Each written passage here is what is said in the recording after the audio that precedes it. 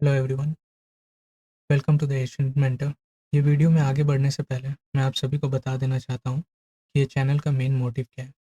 मेरा एम यही है कि मार्केट में प्राइस के जो मोमेंटम्स क्रिएट होते हैं उसे स्टडी करने की तरीके को पूरी तरह से ट्रांसफॉर्म कर सकूँ। जो वे ऑफ एनालिसिस मैं आप सभी को सिखाने जा रहा हूँ, अगर आप उसे डिसिप्लिन और कंसिस्टेंसी के साथ फॉलो करते हैं तो आने वाले समय में आप लोग भी एक बेहतर ट्रेडर बन सकते हैं। अगर आप लोग स्टॉक मार्केट और ट्रेडिंग से रिलेटेड किसी भी चीज़ से जुड़े हैं तो आपने ये लाइन बहुत बार सुनी होगी, more than 90% of the traders lose their money. ये बात बिल्कुल सही है कि मोर देन 90 टू 95% ट्रेडर्स अपने पैसा लूज करते हैं मार्केट में। तो ये प्रॉफिट कमाने वाली जो रेशियो है 5%, वो इतनी क्यों है? और वो 5% है कौन? बाई एंड सेल तो सभी करते हैं, तो ये रेशियो में इतना बड़ा डिफरेंस क्यों है? डिफरेंस इसीलिए है क्योंकि मार्केट में जो 90 टू 95% ट्रेडर्स अपने पैसे लूज़ करते हैं, रिटेल ट्रेडर्स से भरे पड़े हैं। मार्केट में 2 टाइप के ट्रेडर्स होते हैं, एक रिटेल ट्रेडर्स, दूसरे इंस्टीट्यूशनल ट्रेडर्स या फिर banks, hedge funds, money management companies, liquidity providers, operators. अगर हमें अपनी ट्रेडिंग स्टाइल को सुधारना है, तो हमें बिग प्लेयर्स और इंस्टीट्यूशंस के फुटप्रिंट्स को फॉलो करना आना चाहिए। मेरे आने वाले वीडियोज़ में आपको मेरा पर्सनल व्यूज़ और ऑब्जर्वेशन शेयर करेंगे, जिससे आप लोगों को भी मार्केट में मोमेंटम्स को समझने की आसानी होगी। सो फ्रेंड्स, चलिए शुरू करते हैं। मेरा ये लेक्चर बनाने का एक ही मोटिव है कि आप लोग सभी को एक डे को प्लान करना, या एक नेक्स्ट डे को कैसे हम लोग प्लान कर सकते हैं, उसमें क्या की पॉइंट्स है, की लेवल्स, उसे कैसे फाइंड आउट कर सकते हैं, उसके बारे में हम लोग समझेंगे। ये मेरा पहला वीडियो है। इसके बाद हर रोज़ एक वीडियो आएगा जिसमें pre and post market analysis हम लोग अपडेट करेंगे। मार्केट में एवरी डे इंपॉर्टेंट की लेवल होता है जहाँ से मार्केट एक मोमेंटम क्रिएट करते हैं। तो वो की लेवल को हम लोग कैसे पहचान सकते हैं और उस की लेवल में हम लोग अपना एंट्री कैसे प्लान कर सकते हैं, इसको हम लोग प्रॉपरली सीखेंगे। मैं कोई पुराना लेक्चर या पुराना कोई टॉपिक उठाकर नहीं दूंगा, या कोई पुराना डेटा को लेकर मैं आपको कोई एनालिसिस शेयर नहीं करूंगा। मैं जो भी एनालिसिस शेयर करूंगा वो एकदम रियल टाइम अपडेट्स या फिर रियल टाइम डेटा चार्ट पे होंगे, समझ सके कि इसे कैसे प्लान किया जा सकता था। क्योंकि वो ऑब्जर्वेशन और उसके बाद जो वे ऑफ एनालिसिस मैं आपको अभी बताने जा रहा हूँ, जिस तरह से मैं बताऊंगा आपको भी उसी तरह से रेगुलरली एक की level of points note down करना है और उसे ऑब्जर्व करना है कि वहाँ से मोमेंटम क्रिएट हो रहा है। एवरी डे जो चार्ट मैं शेयर करूँगा, एनालिसिस मैं शेयर करूँगा, वो एनालिसिस आप भी अपने साथ उस पर प्रैक्टिस करेंगे और आने वाले कुछ समय में आप भी एक प्रोफेशनल ट्रेडर की तरह विजन्स क्रिएट कर सकते हैं। मार्केट में जो विज़न क्रिएट होगा, मार्केट में जो मोमेंटम्स क्रिएट हो रहे हैं, उसके लिए जो विजन्स का ज़रूरत पड़ता है, वो आपको भी डेवलप हो जाएगा।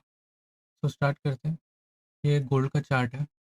ये गोल्ड का डेली टाइम फ्रेम का चार्ट है। मैं इसमें से सारी ड्राइंग्स रिमूव कर देता हूँ। तो ये डेली टाइम फ्रेम का चार्ट है, इसे हम वीकली टाइम फ्रेम पे चलते हैं।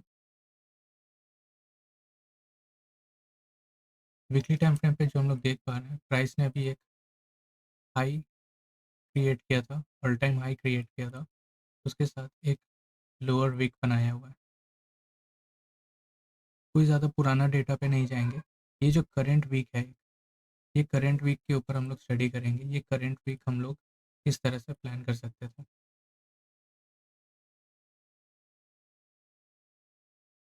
हमारा जो भी एनालिसिस है अभी करंट वीक के एनालिसिस बेस पे होगा। वीकली से डेली टाइम फ्रेम पे चलते हैं। डेली टाइम फ्रेम पे ये वीक स्टार्ट हो रहा है यहाँ पे, और यहाँ पे एंड होता है। वीक स्टार्ट होता है 2 तारीख को और एंड होता है 6 मार्च। तो ये पूरे 6 दिन को, या सॉरी, ये पूरे 5 दिन को कैसे हम लोग प्लान कर सकते थे उसे हम लोग समझेंगे। डेली टाइम फ्रेम पे प्राइस एक गैप अप ओपनिंग देता है। गैप अप ओपनिंग देने के बाद एक हाई टाइम फ्रेम पे एक स्ट्रॉन्ग लेवल ऑफ की पॉइंट पे जाके प्राइस हिट करता है। तो यहाँ पे अगर देखेंगे तो यहाँ पे एक ऑर्डर ब्लॉक की तरह एक कैंडल फॉर्म हुआ है जिसमें एक बॉडी है।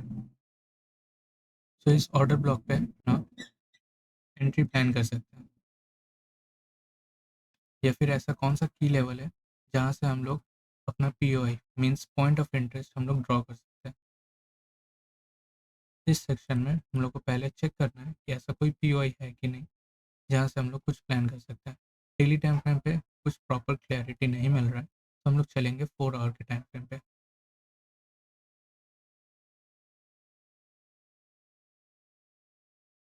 4 आवर के टाइम फ्रेम पे हम लोग चेक कर पा रहे हैं कि प्राइस में एक स्ट्रॉन्ग बियरिश मोमेंटम क्रिएट हुआ था, जिसके अंदर में एक इंटरनल ब्लॉक अवेलेबल है। 4 आवर के टाइम फ्रेम पे एक इंटरनल ऑर्डर ब्लॉक अवेलेबल है। प्राइस ने इसको हिट किया, उसके बाद प्राइस बहुत ज़्यादा स्लो डाउन हो गया।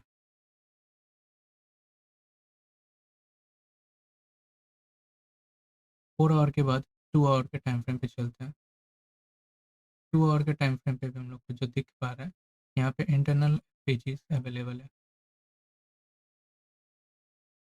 IFPG जिसे बोलते हैं, जिसको प्राइस ने गैप अप ओपनिंग के साथ ऑलरेडी टैप कर दिया है। तो यहाँ पे मंडे को 2 मार्च मॉर्निंग में एशियन सेशन में हम लोग कैसे प्लान कर सकते हैं। इस चैनल में हम लोग का पूरा सोर्स ऑफ कंटेंट सिर्फ एक ही चीज़ के ऊपर स्टिक होगा, जो कि है एशियन सेशन। हम लोग अपने डे में एशियन सेशन में कैसे प्लान कर सकते हैं सिर्फ उसे समझेंगे। मॉर्निंग में अगर हम लोग को सिर्फ एक सेशन प्ले करते हैं, उसके बाद हम लोग के पास एम्पल ऑफ सारा दिन का टाइम रहता है, जहाँ हम लोग अपने आप को प्रोडक्टिवली कहीं और यूज़ कर सकते हैं। तो हम लोग का मेन फोकस इस चैनल से आपको यही समझाना है कि सारे दिन चार्ट्स के ऊपर बैठना नहीं है। दिन में सिर्फ एक सेशन को पकड़ो और इस एक सेशन में अपना बेस्ट दो और डे डन कर दो। तो इस सेशन में हम लोग यहाँ पे चेक करेंगे कि हम लोग का एंट्री कैसे प्लान हो सकता था। 2 मार्च चलते हैं 15 मिनट पे।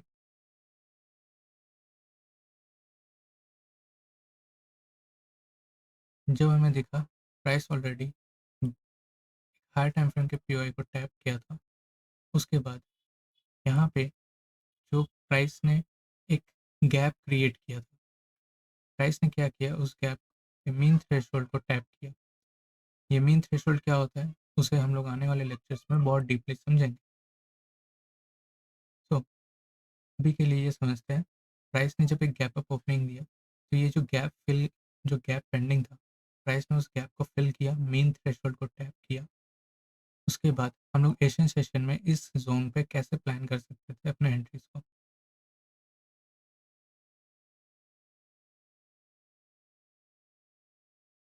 5 मिनट पे चलते हैं।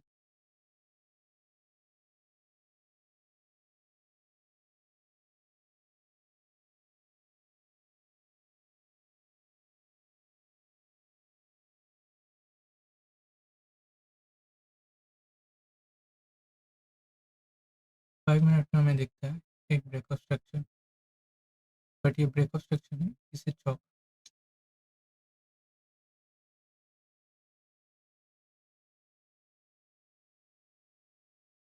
तो 5 मिनट में हमें क्या दिखता है, यहाँ पे प्राइस ने एक इस स्विंग को ब्रेक किया है, लिक्विडिटी स्वीप हुई है, प्राइस ने एक एक्सटर्नल प्ले किया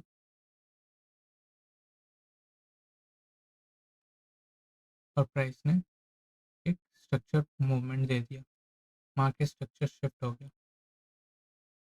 तो बहुत लोग क्या करते हैं कि ये मार्केट स्ट्रक्चर शिफ्ट होने के बाद यहीं से एंट्री प्लान कर लेते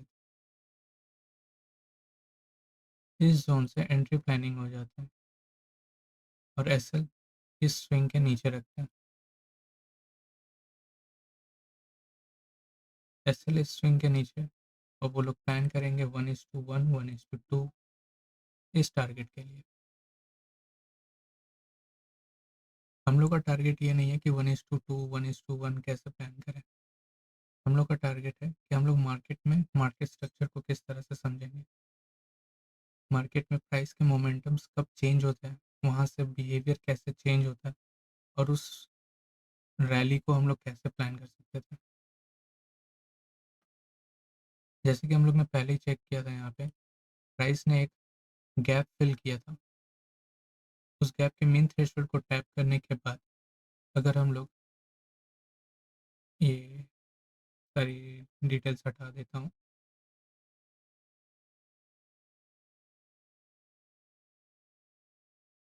तो प्राइस ने यहाँ पे एक स्ट्रक्चर शिफ्ट देने के लिए इंटरनल एंड एक्सटर्नल कंप्लीट किया, मीन थ्रेशोल्ड टैप किया, उसके बाद 1 मिनट पे चलते हैं।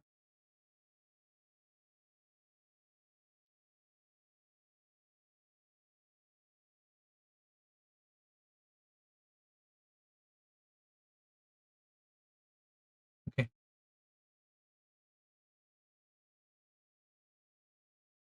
तो जैसा कि हम लोग यहाँ पे चेक कर पा रहे हैं, प्राइस ने एक स्ट्रक्चर शिफ्ट दिया, ब्रेक ऑफ स्ट्रक्चर कंप्लीट किया, बट यहाँ पे मेन थ्रेशोल्ड टैप हो चुका था, आई गेस इस जगह कहीं पे। तो जब मेन थ्रेशोल्ड टैप हो गया था, उसके बाद जो हम लोग का पहला स्ट्रक्चर चेंज मिलता है, पहला पुल बैक और हम लोग का स्ट्रक्चर शिफ्ट होता है, इसे हम लोग मान लेते हैं चौक। इसे हम लोग मार्केट स्ट्रक्चर शिफ्ट मानते हैं। इसे फिर इस जगह, तो हम लोग का जो मार्केट स्ट्रक्चर शिफ्ट है वो इसी जगह पे कंप्लीट कंफर्म हो गया। यहाँ कंफर्म होने के बाद यहाँ पे मुझे कहीं पे भी एक ऑर्डर ब्लॉक कहीं पे भी प्रॉपर दिख नहीं रहा। एक ऑर्डर ब्लॉक हमें दिखा है यहाँ पे इस जगह। अगर हम लोग चेक कर सकते हैं, ये order block with overlapping FPG available था यहाँ पे हम लोग। सो ये हम लोग का बेस्ट एंट्री प्लान होता है यहाँ से। अगर यहाँ से हम लोग एक एंट्री प्लान कर सकते हैं, उसके बाद जो अपने पास अवेलेबल लिक्विडिटी है वहाँ को टारगेट कर सकते थे, जो कि होता है इस तरह से।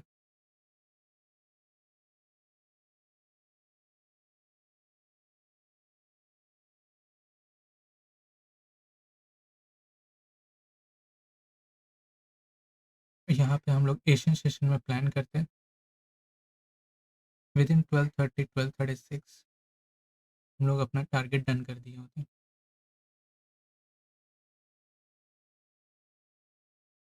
मेरा ये मोटिव नहीं है कि आप लोग को बहुत बड़े बड़े रिस्क टू रिवॉर्ड दिखाकर आप लोग का माइंड को ड्राइव इन करूँ कहीं और।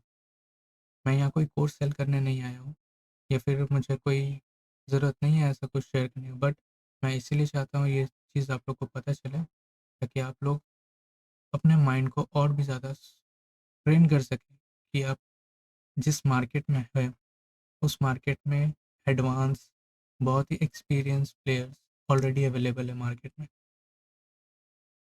सो सपोर्ट एंड रेजिस्टेंस के बेस में बहुत लोग ट्रेड करते होंगे, बहुत लोग ट्रेंड लाइन के बेस में ट्रेड करते होंगे, बट रिस्क टू रिवॉर्ड अगर हम लोग का बहुत बढ़िया मिलता है तो हम लोग बहुत ही ईजी वे में प्रॉफिटेबल बन सकते हैं।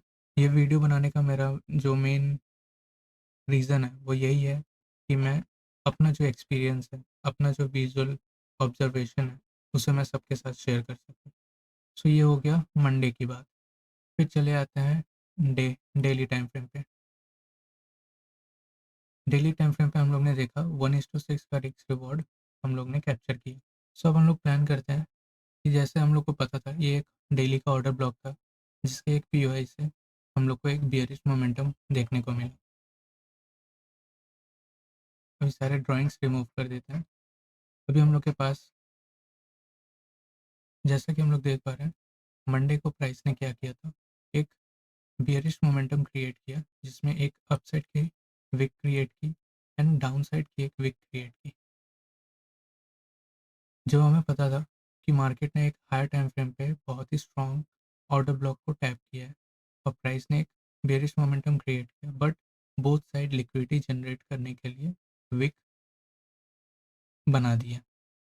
सो नेक्स्ट डे के लिए हम लोग को जो प्लान करना होगा, उसके लिए हम लोग को क्या फोकस करना है कि हम लोग को सेल साइड की एंट्री लेनी है। तो अगर हमें सेल साइड की एंट्री लेनी है तो उसके लिए हमें क्या करना होगा, ये जो कैंडल है, इस कैंडल का जो प्रीमियम जोन होता है, मीन थ्रेशोल्ड के अपसाइड का जो एरिया होता है प्रीमियम, इसे हम लोग प्रीमियम जोन कंसिडर करता है। तो हमें जो भी एंट्री प्लान करनी है उससे हमें प्रीमियम जोन में एंट्री प्लान करनी है। सो डेली टाइम फ्रेम पे हम लोग तो डायरेक्टली क्या यहीं से सेल कर देंगे? नहीं, हम लोग ये एसएमसी और आईसीटी का जो कॉन्सेप्ट है उसे हम लोग लर्न इसीलिए कर रहे हैं ताकि हम लोग को एग्जैक्ट एक्यूरेट एंट्री का पिन पॉइंट जोन मिल सके। जैसे कि 4 आवर के टाइम फ्रेम पे फिर स्विच करते हैं। 4 आवर के टाइम फ्रेम पे स्विच करने पे हम लोग को क्या दिख रहा है कि प्राइस ने एक जोन ऑफ डिस्प्लेसमेंट क्रिएट किया है। प्राइस ने इस जगह से एक स्ट्रॉन्ग मोमेंटम क्रिएट किया था, एक स्ट्रॉन्ग मोमेंटम क्रिएट किया जहाँ से प्राइस ने डाउन के साइड पे मोमेंटम दिए। सो इस टाइम फ्रेम को और भी ज़्यादा रिफाइन करेंगे ताकि हम लोग को अपना एंट्री का पॉइंट मिल सके। तो 4 आवर से चलते हैं 2 आवर पे। 2 आवर पे भी हमें जो दिख रहा है एक क्लियर एक ऑर्डर ब्लॉक है जो कि बहुत ज़्यादा देर यहाँ टाइम स्पेंड करने के बाद एक डिस्प्लेसमेंट दिया था। उस डिस्प्लेसमेंट ने यहाँ पे ब्रेक ऑफ स्ट्रक्चर भी कंप्लीट किया है। ये ब्रेक ऑफ स्ट्रक्चर क्या है, चौक क्या है, हम लोग आने वाले वीडियोस में समझेंगे। फिर 1 आवर के टाइम फ्रेम पे चलते हैं। एक strong overlapping zone with FTG available present है इस जगह पे। 30 मिनट पे चलते हैं। 30 मिनट पे भी सेम जोन है। 15 मिनट पे भी ऑलमोस्ट सेम जोन है। तो जब हमें पता है कि प्राइस यहाँ से एक स्ट्रॉन्ग मोमेंटम क्रिएट कर सकते हैं तो हमें यहाँ कंफर्मेशन का वेट करने के लिए कुछ पैरामीटर्स चेक करने होते हैं। तो फिर से हम लोग चलते हैं 1 मिनट पे। हम लोग को जब पता है कि हम लोग को पैरामीटर कहाँ से एक्टिवेट होने वाला है तो 1 मिनट पे चलते हैं।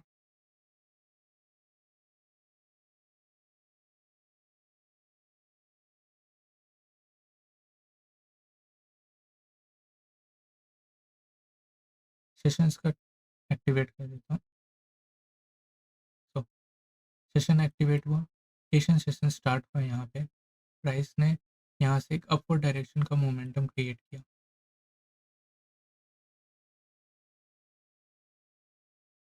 प्राइस ने एक अपवर्ड डायरेक्शन का मोमेंटम क्रिएट किया जिसमें प्राइस ने बॉक्स किया, पुल बैक लिया है, फिर से एक स्ट्रक्चर ब्रेक किया। प्राइस ने एक हाई टाइम फ्रेम पे हाई टाइम फ्रेम के पीओआई को टैप कर दिया। उसके बाद प्राइस ने बहुत देर यहाँ टाइम स्पेंड करने के बाद डिस्प्लेसमेंट देने का कोशिश किया। प्राइस ने जब इस जगह को ब्रेक किया तो ये पहला स्विंग जो होता है उस पहले स्विंग में जब प्राइस ने इसको ब्रेक किया तो इसे हम आईडीएम नहीं मानेंगे, इसे हम लोग मानते हैं चौक।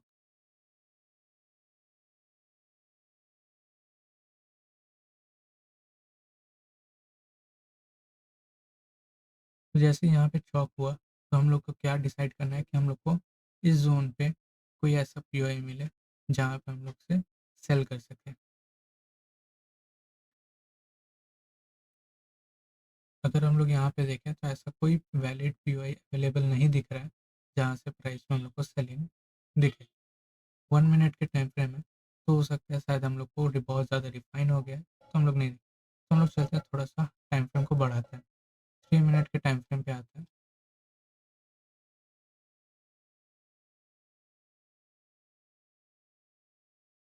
3 मिनट के टाइम फ्रेम पे हम लोग को दिखा कि प्राइस ने एक स्ट्रॉन्ग डिस्प्लेसमेंट दिया है इस जगह से।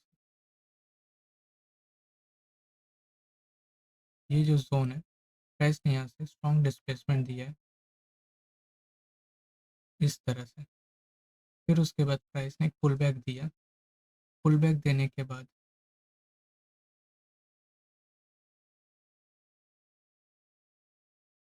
पुल बैक देने के बाद प्राइस ने पहला स्ट्रक्चर में लिक्विडिटी स्वीप किया।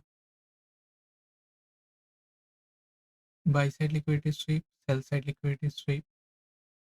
उसके बाद जो डिस्प्लेसमेंट देता है प्राइस,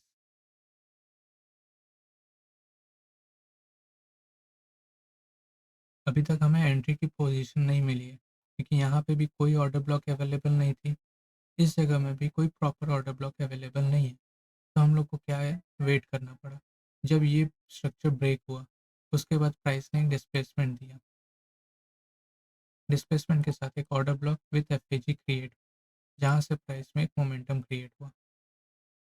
हम लोग यहाँ से एक सेल की पोजीशन बना सकते थे,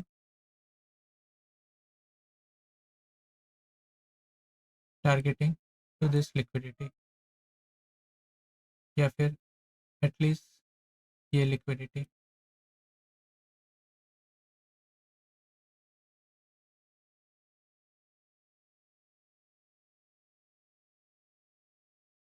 अगर आप ये देख रहे हो कि ये तो एशियन सेशन कंप्लीट होने के बाद एंट्री मिली, तो हो सकता था यहाँ पे आप लोग एंट्री ना लेते। लेकिन अगर कोई 5 मिनट टाइम फ्रेम पे अगर यहाँ पे चेक कर रहा होता,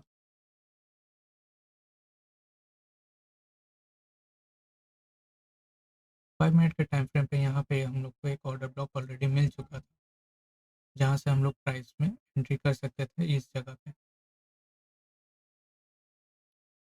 हम लोग चाहते तो प्राइस में इस जगह से भी एंट्री प्लान कर सकते थे। एसएल इस जोन के ऊपर, टारगेट सेम, ये लिक्विडिटी।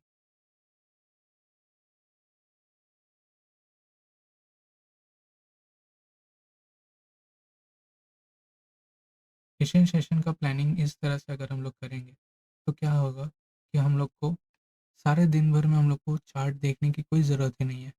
हम लोग को जस्ट प्रीवियस डे का कैंडल देखना है, टॉप टू डाउन एनालिसिस करना है, daily hour, 4 hour, 2 hour, 1 hour, उसको रिफाइन करते हुए आना है, और अपना लिक्विडिटी और टारगेट को प्रॉपरली डिफाइन करके दिन में सिर्फ एक ट्रेड लो, और एक ट्रेड में अपना दिन कंप्लीट कर लो।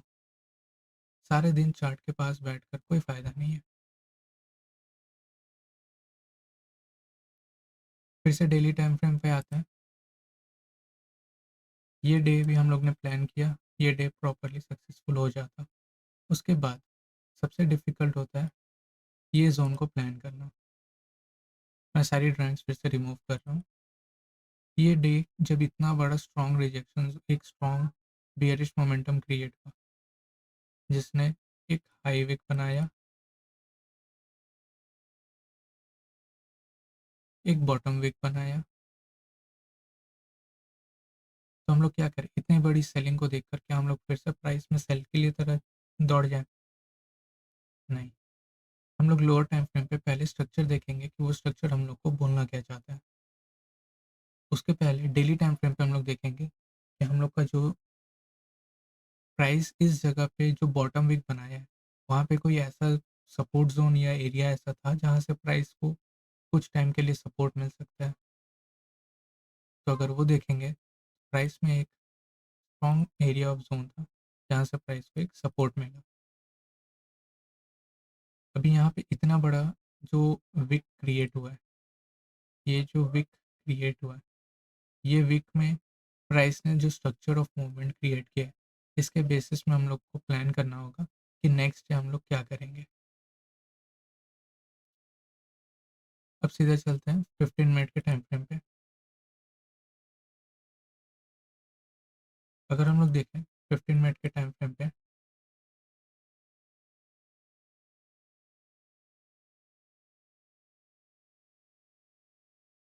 प्राइस ने एक स्ट्रक्चर ऑफ ब्रेक किया।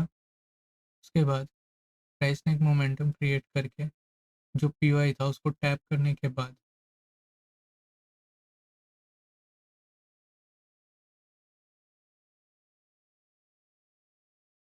को टैप करने के बाद ये जो मोमेंटम क्रिएट होता, उसके अंदर ही एक internal structure of movement play हो रहा है। एक इंटरनल स्ट्रक्चर प्ले हो रहा है, higher high, higher low, higher high, higher low, higher high. So ये स्ट्रक्चर प्ले हो रहा है। तो हम लोग ने यहाँ तक आते हो, डे स्टार्ट हुआ होता है 4:30 में, तो उससे पहले हम लोग ने देख लिया कि एक इंटरनल स्ट्रक्चर प्ले हो रहा है, जिसमें हम लोग को एक स्ट्रॉन्ग ऑर्डर ब्लॉक इस जगह पे अवेलेबल दिख रहा है। हो सकता है प्राइस इस जगह को टैप करने के लिए वेट करने, टैप करने को आना चाहता है। उसके अलावा नीचे में कोई और ऐसा जोन नहीं है जहाँ से प्राइस अभी नीचे आए। बाकी ये पूरा जो रेजिस्टेंस, ये जो जोन है, ये हमारे लिए एक लिक्विडिटी का पार्ट होगा। तो इंटरनल में शॉर्ट टाइम पीरियड में, तो 15 मिनट का टाइम पीरियड, उसमें हम लोग स्ट्रक्चर मैपिंग करेंगे। स्ट्रक्चर मैपिंग कैसे होता है? ये जो स्ट्रक्चर ब्रेक होता है, तो यहाँ पे क्या हम लोग इसको क्या कंसिडर कर सकते हैं? बॉस। यहाँ पे एक और बॉस कंप्लीट होता है।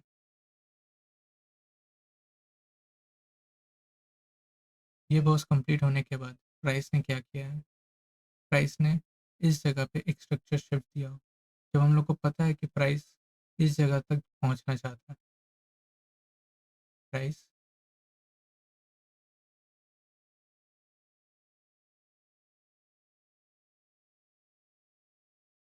प्राइस इस जगह तक पहुंचना चाहता है, तो हम लोग का जो टारगेटेड एरिया है, वो हम लोग को डिसाइड करना होगा कि हम लोग किस तरफ का डिसीजन प्लान करना चाहते हैं। एशियन सेशन स्टार्ट होता है 6:30 में। हायर टाइम फ्रेम से लोअर टाइम फ्रेम चलता है, 3 मिनट पे चलता है।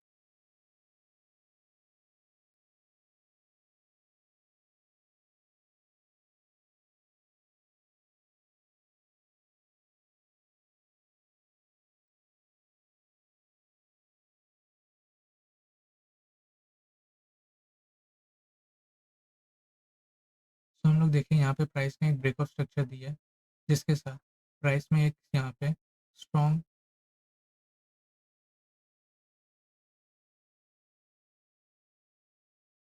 प्राइस यहाँ पे एक स्ट्रॉन्ग सपोर्ट जोन बनाकर ब्रेक ऑफ स्ट्रक्चर देता है। और यहाँ पे एक एफईजी क्रिएट होती है, जिसके साथ एक और एडिशनल सपोर्ट मिल जाता है ओवरलैपिंग जोन का। एशियन सेशन में हम लोग को एक छोटा सा एंट्री प्लान मिल सकता है, जहाँ से हम लोग प्लान करेंगे to hit this high time frame का पीओआई। यहाँ से एक लॉन्ग का पोजीशन बनाएंगे, और ये जो ओवरलैपिंग जोन था जस्ट उसका एक एसएल, और यहाँ से एक 1:6 और 7 का रिस्क रिवॉर्ड प्लान कर लेंगे। अगर आप लोग मेरा जो एंट्री पे मॉड्यूल है उसको अगर थोड़ा सा ध्यान से समझेंगे, तो मेरी जो भी एंट्री मॉड्यूल्स वर्क एग्जीक्यूट हो रही है, वहाँ पे हम लोग को स्नाइपर एंट्री मिलती है। ये था थर्ड डे, 4 मार्च वेडनेसडे। ये भी हम लोग ने सक्सेसफुली कंप्लीट किया। फिर से डेली टाइम फ्रेम पे आते हैं, रीसेट करते हैं, सारे ड्राइंग्स को रिमूव करता हूँ। फिर एक बार ध्यान से चेक करेंगे, प्राइस ने अभी क्या किया था? हाई बनाया, बॉटम में कोई विक नहीं है, और माइन्यूट से एक छोटा सा विक है, तो बॉटम विक को भी कंसिडर कर लेते हैं। अब चलते हैं, पहले ये ऑब्जर्व करते हैं कि डेली टाइम फ्रेम पे हुआ क्या है। ओवरऑल हमने देखा था, प्राइस ने एक हाई टाइम फ्रेम के पीओई को टैप किया, एक शॉर्ट बियरिश कैंडल क्रिएट किया। उसके नेक्स्ट डे प्राइस ने एक बहुत ही heavy bearish candle momentum create, जिसके बाद प्राइस ने एक डेली टाइम फ्रेम के एक पीओई को टैप किया और एक रिवर्सल एंट्री दी। उसी दिन प्राइस ने क्या किया है, एंड के वक्त में एक स्ट्रॉन्ग रिजेक्शन जोन क्रिएट कर दिया, एक स्ट्रॉन्ग रिजेक्शन जोन क्रिएट किया। सो हम लोग का जो इंटरेस्टेड जोन होगा, वो इंटरेस्टेड जोन यही वीक वाला पार्ट होगा। इसको 4 आवर पे रिफाइन करते हैं। 4 आवर पे रिफाइन करते ही इसे बंद 4 आवर पे रिफाइन करते हम लोग को क्या दिख रहा है कि प्राइस ने एक internal order block with FPG create,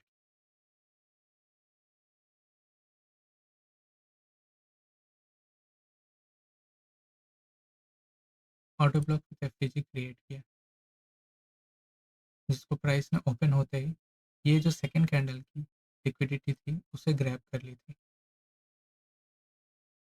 second candle की जब लिक्विडिटी ग्रैब हो गई, तो हमारे पास सिर्फ एक अपसाइड का bottom wick, sorry, second candle की जब लिक्विडिटी ग्रैब हो गई थी, तो हमारे पास सिर्फ बचा हुआ जो जोन था वो था ये फर्स्ट कैंडल की हाई के विक। अभी अगर हाई के विक का अगर मीन थ्रेशोल्ड निकालते हैं तो ये मीन थ्रेशोल्ड इस जगह जहाँ पे हम लोग ने बहुत बार बोला है कि मीन थ्रेशोल्ड एक बहुत इंपॉर्टेंट लेवल ऑफ पॉइंट है। इस टाइम फ्रेम को और भी ज़्यादा डिफाइन करते हैं 4 आवर से 2 आवर पे स्विच करके। 2 आवर पे स्विच करने के बाद हम लोग को क्या दिख रहा है कि एक strong rejection zone of area है।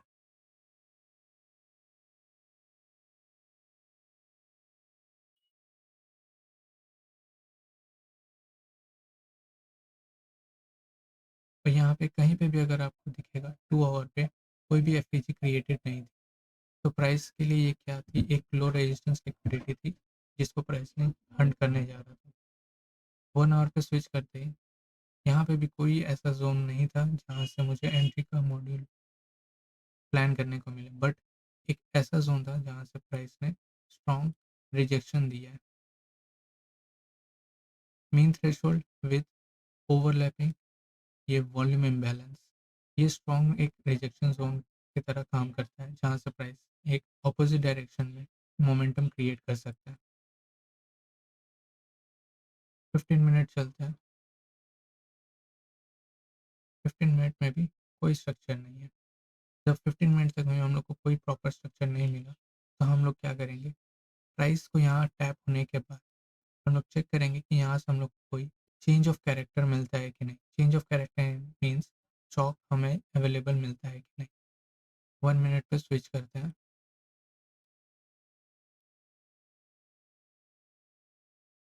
प्राइस आता है इस जगह पे टैप करता है।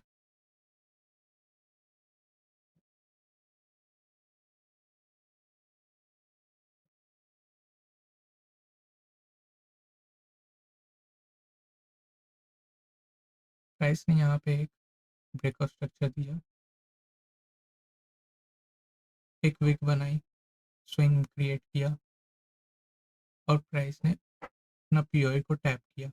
वहाँ से प्राइस जब फॉल करता है तो एक स्ट्रक्चर शिफ्ट देता है।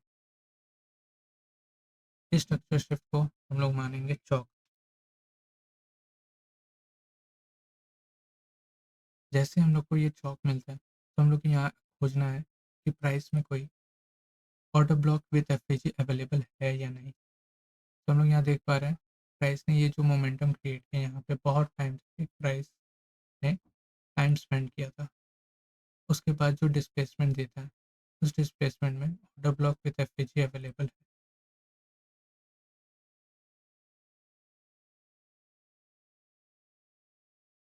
प्राइस आता है इस जोन को टैप करता है और एक न्यू डिस्प्लेसमेंट भी दे देता है जिससे ये कंफर्म हो जाता है प्राइस अभी और भी नीचे जाना चाहता है। सो हम लोग अपना एंट्री प्लान करते हैं इस जोन पे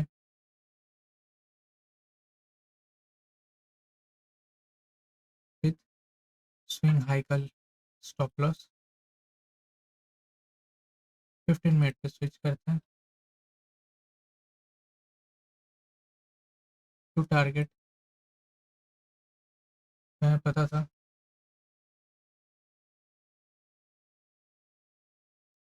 प्राइस ने अभी ये सारी लिक्विडिटी हंट नहीं की थी और यहाँ पे एक order block with F available था। तो प्राइस एटलीस्ट इस स्विंग की लिक्विडिटी तो लेगा ही।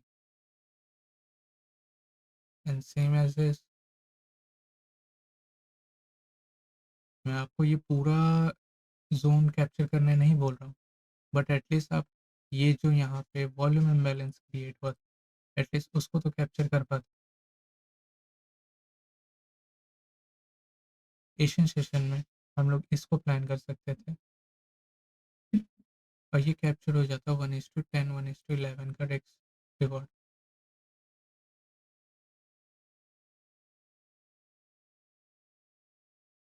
ये डे भी कंप्लीट होता है। उसके बाद चलते हैं फिर। ये डे था 5 मार्च थर्सडे। डेली कैंडल में स्विच करते हैं।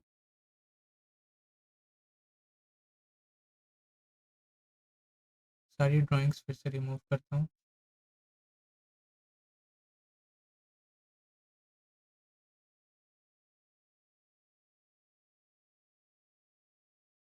अभी हम लोग क्या देख रहे हैं, प्राइस ने फिर से एक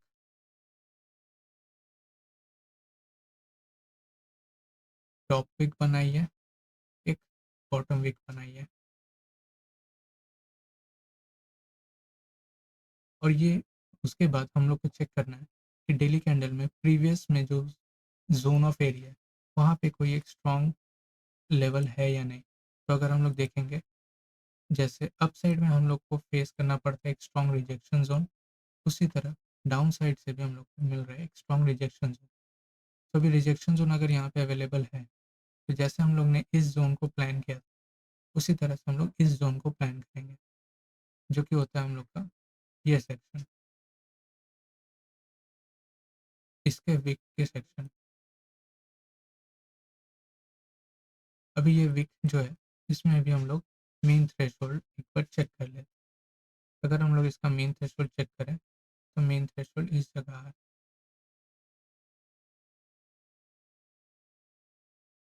तो चलते हैं, टाइम फ्रेम को लोअर करते हैं, और इस डे को कैसे प्लान कर सकते थे एशियन सेशन में उसे समझते हैं।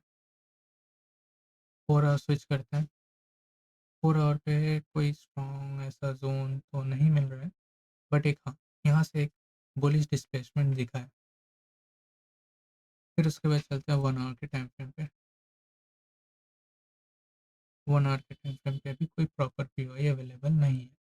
30 मिनट के टाइम फ्रेम पे, या 30 मिनट के टाइम फ्रेम पे एक ऑर्डर ब्लॉक क्रिएटेड था।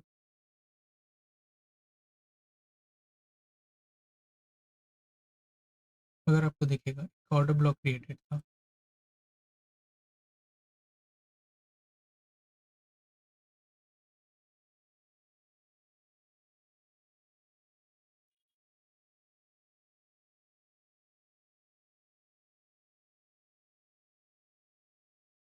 एक ऑर्डर ब्लॉक क्रिएटेड था, जिस ऑर्डर ब्लॉक को ऑलरेडी प्राइस ने एक बार टैप करके एक स्ट्रॉन्ग बुलिश डिस्प्लेसमेंट दी है।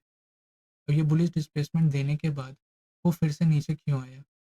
वो नीचे इसीलिए आया क्योंकि यहाँ पे एक बियरिश डिस्प्लेसमेंट था, जिसको प्राइस ने टैप किया और उसको रेस्पेक्ट देने के लिए प्राइस नीचे आया।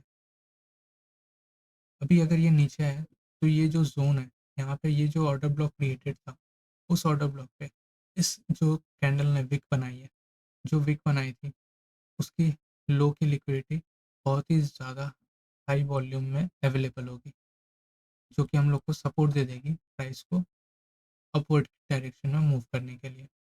सर, ये न्यूयॉर्क सेशन है, हम लोग को प्लान करना है ये एशियन सेशन में। सॉरी, ये एशियन सेशन यहाँ पे हम लोग प्लान करेंगे। तो अभी हम लोग देखते हैं ना, प्राइस ने अपसाइड मोमेंटम क्रिएट किया, उसके बाद प्राइस नीचे आता है, और ये जो एक मात्र order block in 15 minute available पड़ा हुआ था, प्राइस उसको टैप करने आता है। तो इस पे हम लोग कैसे प्लान कर सकते थे? 1 मिनट पे चलते हैं।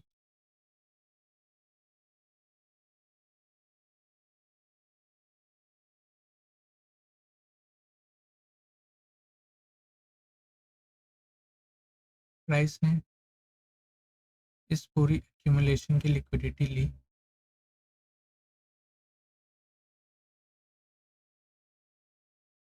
प्राइस ने एक स्ट्रक्चर शिफ्ट किया,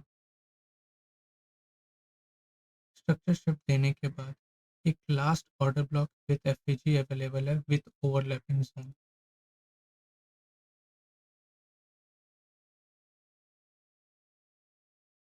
order block with overlapping zone available है, और प्राइस ने यहाँ से हमें एंट्री दे दी एशियन सेशन में। ये देखिए, एशियन सेशन में एंट्री दे दी। कहाँ तक की एंट्री? ये ऑर्डर ब्लॉक की एंट्री। यहाँ पे भी 1:7 का रिस्क रिवॉर्ड हमने कैप्चर कर लिया।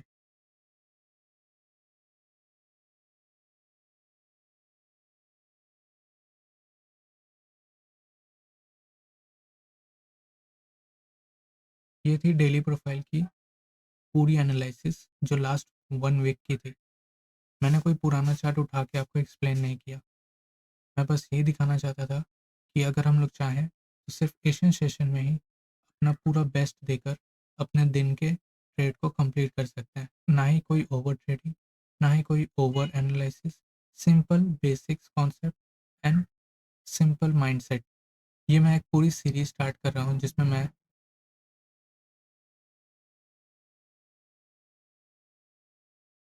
Every day